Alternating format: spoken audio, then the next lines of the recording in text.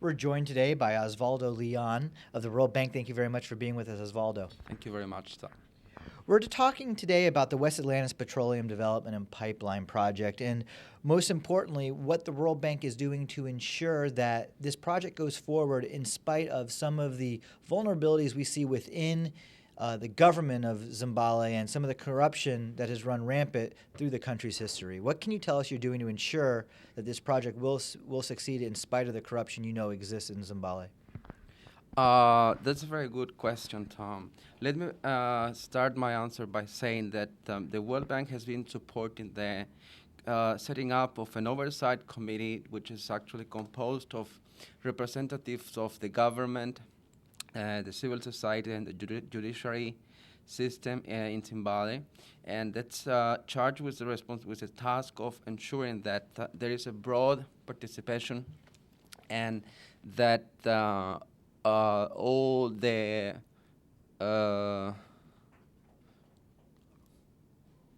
that everything goes according to the plan.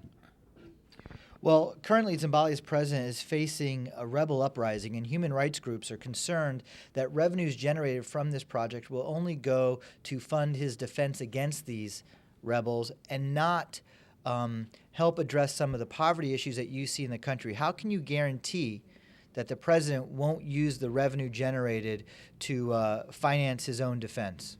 Okay. Well, as we said already, the oversight committee includes representatives from different parts of the country, different agencies, different groups, civil society is represented there, and I'm sure those civil society groups will have a say and will keep an eye open on everything that's happening. Well, it sounds naive to think that these oversight groups will have any enforceability on a president who is ruled with an iron fist. What power do they really have?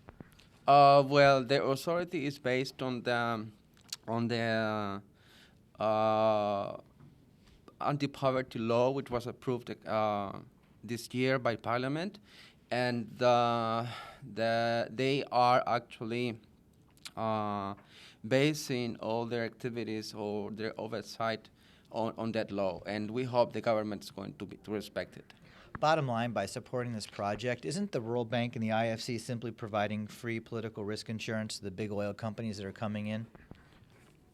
We are doing our best to help the country to overcome poverty, and we believe that this is a project that's going to bring a lot of support and good to the country. Well, who is it that set up the Fund for Future Generations, and why was the trust simply limited to 5% of future oil revenues? To me, this suggests an area of exploitation where a lot of the money that should have been going into a trust for future generations could, in fact, be used by a corrupt government. Excuse me, could you please repeat your question? There's a trust as part of this program that was set up to fund future generations, and only 5% of the revenues will be going into that trust. Why such a small figure?